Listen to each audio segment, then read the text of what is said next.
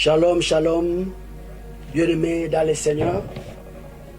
Une fois de plus, votre serviteur, le prophète Joseph Mwabila, le responsable du ministère chrétien Chapelle de Gloire, à Kinshasa Ngaliema, sur Cité des Anciens Combattants, quartier M, numéro 3. Donc notre référence, nous sommes non loin de l'église catholique Saint-Christophe. Que Dieu vous bénisse. Nous sommes encore une fois de plus là dans le cadre de notre émission qui s'intitule L'Esprit supérieur. Alors, aujourd'hui, nous allons aborder un nouveau sujet. Nous remercions tous ceux qui nous ont suivis l'autre fois, tous ceux qui ont liké, tous ceux qui ont partagé.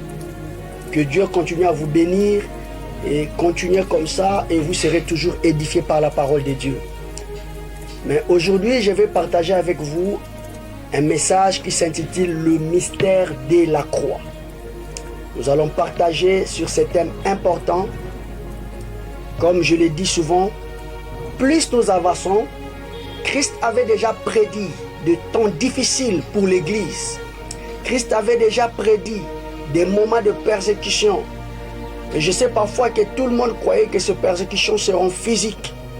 Mais il y a une chose que plusieurs personnes oublient, et que l'Église est une entité spirituelle. Je ne parle pas de l'Église comme l'Église où je suis pasteur, qui n'est qu'une dénomination, mais je parle de l'Église corps mystique de Christ. L'Église corps mystique de Christ, cette Église dont Christ a dit à Pierre, tu es Pierre et sur toi je bâtirai mon église. Et les séjours des morts ne prévaudront pas contre elle. C'est de cette église que je parle. Cette église-là est mystique, elle est spirituelle. Parce que quand on parle de quelque chose qui est mystique, donc elle est invisible, elle est spirituelle. Et cette église-là, son combat étant mystique, son combat est aussi mystique. Son combat est aussi spirituel. Et l'église est en train de passer plutôt de mauvais moments bien-aimés. Des moments de persécution, et nous abandonnons ce qui est essentiel, comme l'apôtre l'avait déjà dit dans le temps, dit qu'il renie. Il parle de Christ, mais il renie ce qui fait la force de la foi chrétienne.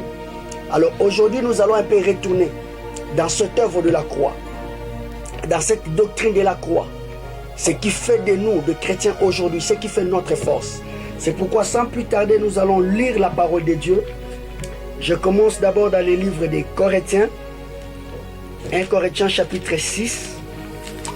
Nous allons partager ensemble pendant quelques minutes ces beaux messages pour la gloire du Seigneur.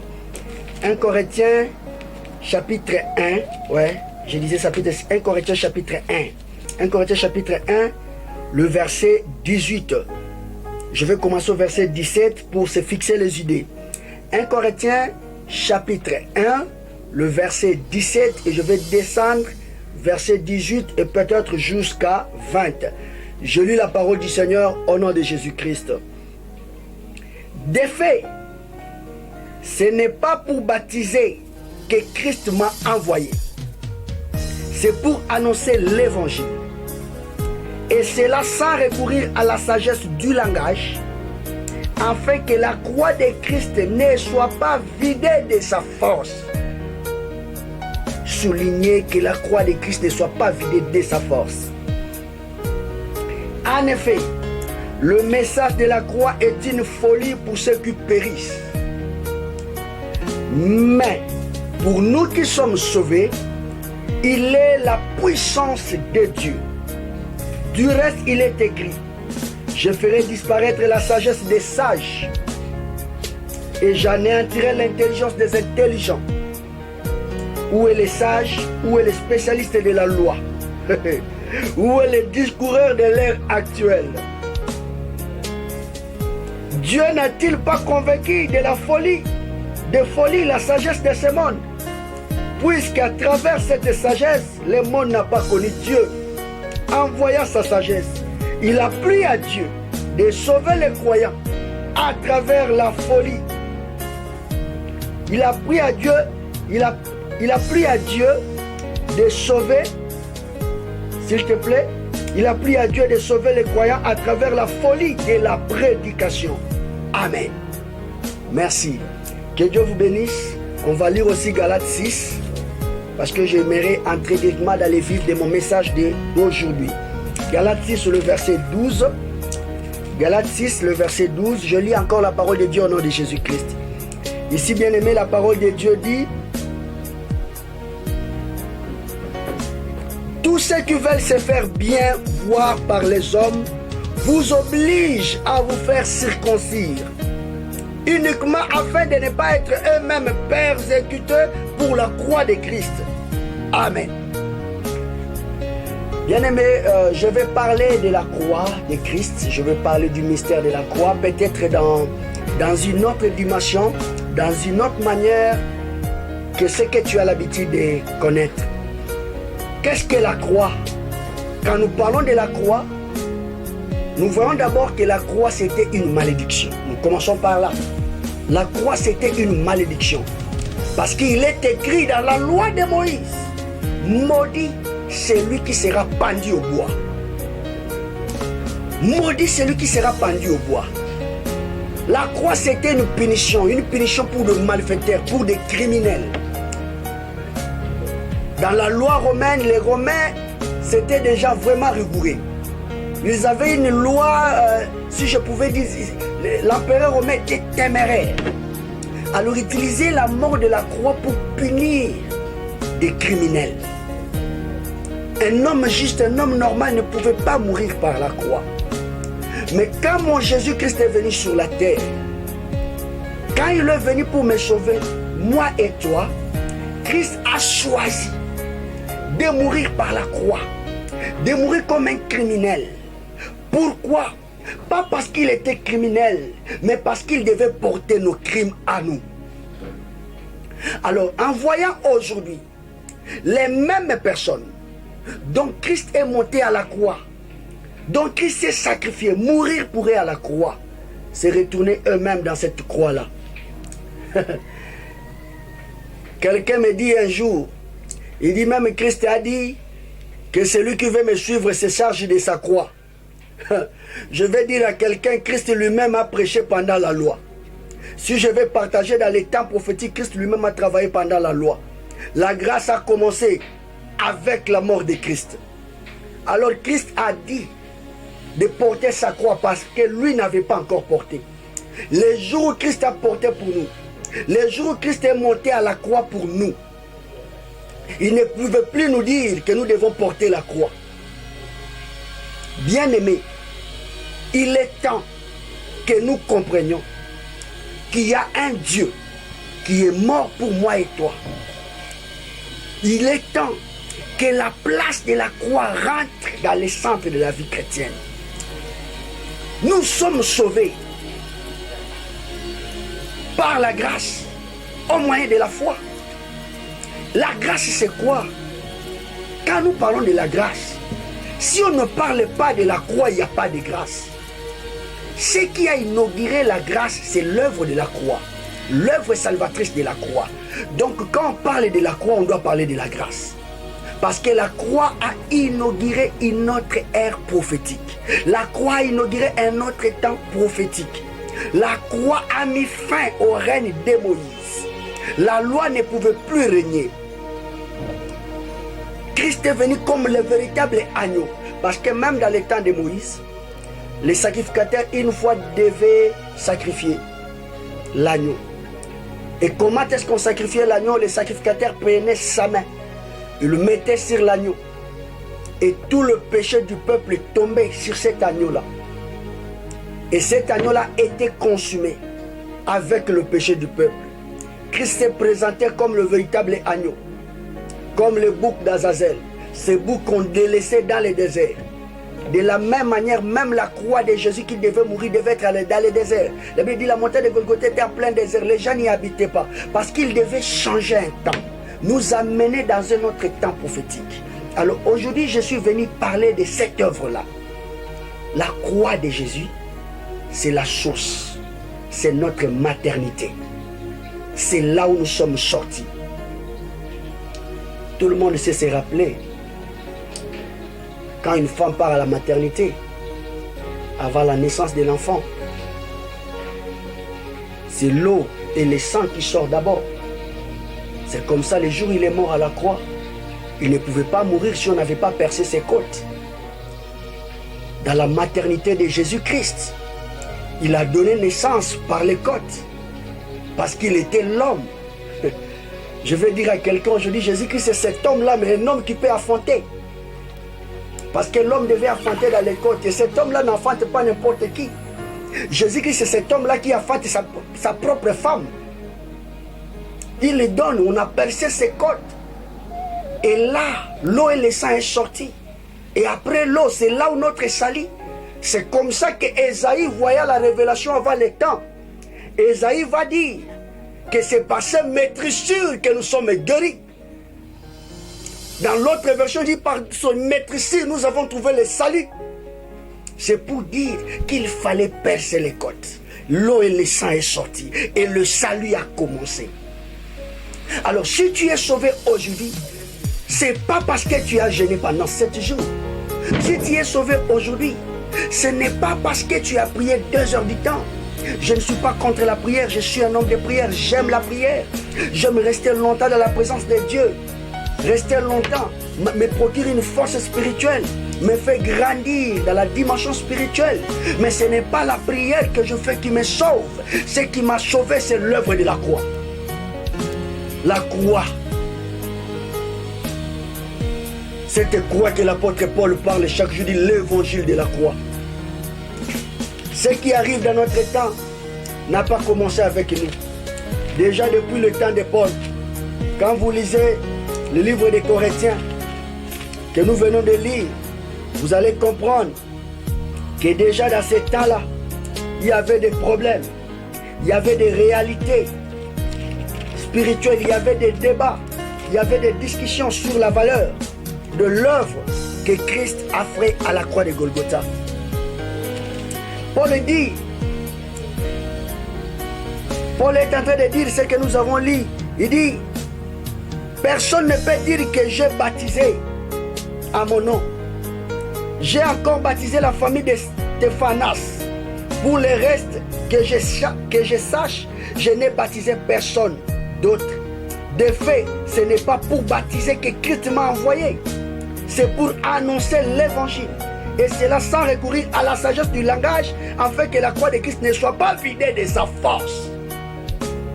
Aujourd'hui, bien-aimés, même parmi nous, le prédicateur, nous vidons la croix de Christ de sa force. Nous vidons l'évangile de la croix de sa puissance. Les gens prêchent de plus en plus sur les efforts des hommes. C'est que moi j'appelle les corvées de l'Égypte. Bien aimé, quand les enfants d'Israël étaient en Égypte, ils ont bâti des villes comme Ramsès.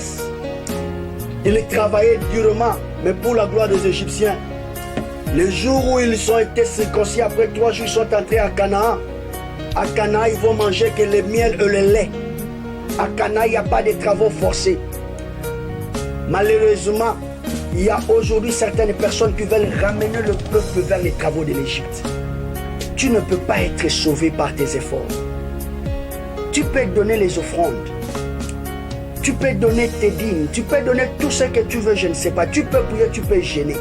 Mais quand il s'agit du salut, le salut de ton âme n'a pas de prix.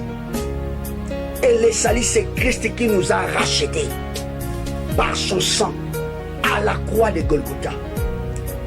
C'est comme ça que Paul dit, la prédication de la croix est une folie. Pour ceux qui périssent, mais pour nous qui sommes sauvés, c'est une force, c'est une puissance. Je suis venu dire à quelqu'un, même si tu n'as pas encore cru au Seigneur Jésus-Christ, à la croix, Christ est mort pour toi. À la croix, il s'est chargé de tes péchés. Je faisais rigoler quelqu'un. J'ai dit, l'évangile de Dieu est compliqué. Et l'évangile n'est pas pour les petits enfants. La Bible dit, dans le livre d'Hébreux, chapitre 11, il est écrit que c'est par la foi que Rahab la prostituée. J'aimerais que quelqu'un souligne là. C'est par la foi que Rahab, la prostituée, fut sauvée. La Bible dit d'abord Rahab, la prostituée. Elle est prostituée, mais elle fut sauvée. Pourquoi? Par la foi. Amen, amen. Parce qu'elle a accepté l'alliance du Dieu d'Israël. Elle a cru à ce Dieu-là. Elle a cru que malgré ce qu'elle était, malgré sa prostitution, malgré le mal qu'elle a fait toute sa vie, comme elle a rencontré notre alliance, comme elle a rencontré notre Dieu, elle entre, elle est entrée. Et pendant la destruction de Jéricho, Rahab et sa maison ont été sauvés. Pas à cause de ce qu'ils ont fait, mais parce qu'ils avaient cru, parce qu'ils ont eu foi. Bien-aimés, ce qui nous sauve, c'est la foi. C'est accepter, croire à l'œuvre que Christ a fait pour nous à la croix de Golgotha. Quelqu'un me disait dernièrement qu'en parlant trop de la grâce, nous envoyons les gens de péché. Je dis, c'est mal comprendre les choses de Dieu et c'est manifester même l'immaturité. La grâce ne permet pas les péchés parce que la grâce, c'est un remède contre les péchés. Donc là où il y a les péchés, la grâce vient guérir. La grâce est venue guérir les péchés. Comment quelqu'un va dire, beaucoup parler sur un remède, je ne sais pas, je ne suis pas pharmacien ni médecin. Si on fabrique un médecin, comme on est en train de faire un vaccin là pour guérir le Covid-19, on dit quand on parle trop de vaccin, c'est pour pousser les gens à devenir malades. Non. Donc quand on crée le vaccin, c'est pour immuniser les gens. La grâce vient t'immuniser contre le péché. La grâce vient te donner ton identité d'enfant de Dieu. Ça, c'est l'œuvre que Christ a fait à la croix de Golgotha. C'est pour nous faire revenir dans la maison. Comme lui-même a dit, mes brebis entendent ma voix et ils me suivent. La grâce ne peut pas permettre quelqu'un de vivre dans le péché. Au contraire, la grâce nous guérit de la vie du péché. Parce qu'en réalité, le péché, c'est dans notre tête. Le péché, c'est dans notre intelligence. C'est là où le mal se cache. Et la grâce vient nous rendre notre conscience d'enfants de Dieu. Et que nous devons vivre comme des enfants de Dieu. Et qu'il y a un Dieu qui est mort pour nous. Et à cause de l'œuvre de la croix, je suis une nouvelle créature. Et je ne peux plus être condamné. Mon passé est déjà passé. Je suis venu dire à une sœur que personne ne te condamne à cause de ce que tu as fait dans le passé. Peut-être tu m'écoutes aujourd'hui. Tu ne veux pas prier à cause de préjugés. Tu ne veux pas prier parce qu'on te taxe de tout. Nous avons aujourd'hui un évangile où on a des préjugés, on taxe des gens, on classifie les gens. Non, Jésus n'est pas venu te classifier. Il est mort à la croix pour toi, ma soeur. Tu es peut-être prostituée comme Rahab. Il est mort à la croix pour toi. La Bible dit c'est par la foi que Rahab l'a prostituée. Donc pendant qu'on sauvait Rahab, elle était encore prostituée. Ouais, c'est ça la parole de Dieu. Il t'aime dans l'état où tu es maintenant, mon frère. Dans l'occultisme, là où tu es là, Jésus-Christ t'aime comme ça. Il est mort à la croix pour toi. Pour que tu quittes l'occultisme et que tu croies à l'évangile de la vie. C'est comme ça que la Bible dit. L'évangile de la croix. Oh, moi je péche, je dis l'évangile de la croix, c'est l'évangile de l'amour. Parce que l'évangile de la croix, c'est cet évangile qui nous prêche. Un Dieu qui laisse le ciel, qui vient, qui meurt pour des pécheurs. La Bible dit même dans le livre des Romains, à peine mourrait-on pour un homme juste, mais lui il est mort pour des pécheurs. J'aime quand l'apôtre Paul dit, il dit que pendant que nous étions pécheurs, il est mort pour nous. Est-ce que quelqu'un m'a attendu? Pendant que nous étions pécheurs.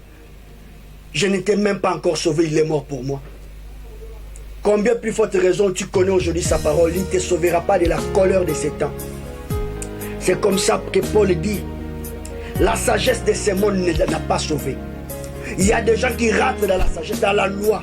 Quand vous lisez 1 Corinthiens, chapitre 1 que je venais de lire, si je lis au verset 20, non, à partir du verset 19, écoute ce que la Bible dit.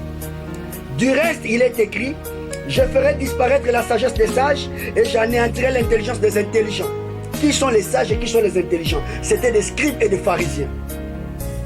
Où est les sages? Où est les spécialistes de la loi? Là maintenant, a identifié Bango très bien. A dit où est les spécialistes de la loi? Spécialiste, spécialiste à Obayedi Mibeko. Jésus n'est pas venu te condamner, il est venu te sauver. Il est venu te guérir. Comme lui-même a dit, le médecin ne vient pas pour les gens qui sont en bonne santé. Le médecin vient pour les gens qui sont malades. L'évangile de la croix C'est cet évangile que nous prêchons à ceux qui sont encore dans les mondes, ceux qui sont encore prostitués, ceux qui prennent le chanvre. Ces voleurs-là, oui, l'évangile de Jésus est pour eux. C'est ça l'œuvre de la croix. L'évangile de l'amour. L'évangile qui nous sauve du mal. L'œuvre de la croix est pour ceux qui sont dans les péchés. Pas pour ceux qui se croient plus justes que la justice elle-même. Alors il est temps que l'Église aille vers ces gens abandonnés. Ces frères-là qui a peur de venir à l'Église parce qu'on va juger son habillement.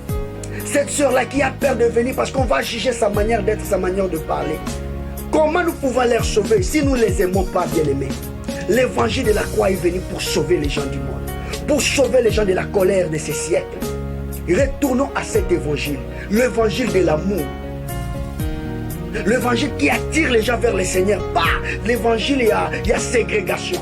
Non frère, toi tu ne peux pas parler avec lui. Parce que tu vois, lui il est de mauvaise vie. Lui il est de ceci, de ceci. Non, je vais dire à quelqu'un, cette femme qui a essuyé le pied de Jésus était une femme de mauvaise vie aussi. Zachée était un homme de mauvaise vie. Paul, que nous prêchons aujourd'hui, était un homme de mauvaise vie. Même toi qui juges les gens aujourd'hui, tu étais un homme de mauvaise vie. Mais Christ t'a sauvé. De même qu'il t'a sauvé, il peut sauver la personne que tu veux juger. Alors il est temps que l'évangile de la croix devienne le centre de notre message, afin de sauver les gens de la colère de ces siècles. Je prie que le Seigneur vous bénisse. Et je pense que ce message a béni quelqu'un, que nous revenons à l'évangile, que nous voyons l'amour de sauver encore les âmes et que la grâce de Dieu se manifeste en vous. Je vais prier pour une personne qui m'écoute à ce moment. Toi qui te sens abandonné et rejeté, je viens te dire que Jésus t'aime. Toi qui vis dans la prostitution, qui vole, yo melaradiamba, bouzoba, tu t'es rébellé à cause des gens parce que tout le monde te voyait comme une mauvaise personne. Je prie pour toi. Que la grâce de Dieu soit sur toi au nom de Jésus-Christ. Que Dieu te sauve de la colère de ces siècles. Toi qui es dans les problèmes, tu es malade, partout tu me suis à ce moment.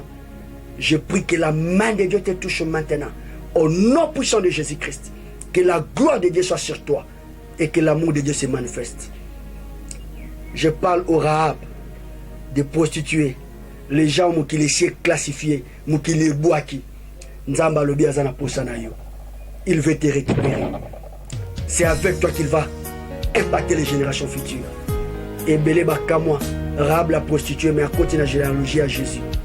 Parce qu'elle reconnaîtra qu'il grâce. Change d'alliance, Jésus qui sera avec toi. Que mon Dieu vous bénisse. Nous sommes contents encore de vous avoir parlé aujourd'hui. Aimez notre page, notre chaîne YouTube, dans S News Congo TV. Likez, aimez, partagez, téléchargez. Donc faites tout. Et si vous voulez nous soutenir, il y a des numéros qui passent là. Vous voulez soutenir cet évangile, vous voulez soutenir notre ministère, nous avons besoin de moyens pour annoncer encore cet évangile afin que les gens reviennent à l'évangile de l'amour. Nous, c'est l'église Chapelle de Gloire. Nous sommes sur la commune de Ngayema, dans la ville-province de Kinshasa, en République démocratique du Congo. Nous sommes au quartier M numéro 3, cité des anciens combattants. Si tu veux venir, notre référence, tu es à Kitambo Magasin, tu prends le bus qui part à Grand Malik, ou bien si tu viens du côté de la direction de Kachachi, l'arrêt Barré, et tu demandes l'église catholique Saint-Christophe. Nous sommes à quelques mètres là, au quartier M numéro 3. Que le Dieu du ciel vous bénisse. Le numéro apparaît, tu as besoin de prières, besoin d'orientation prophétique. Nous sommes là et que la grâce de Dieu soit sur toi. Amen.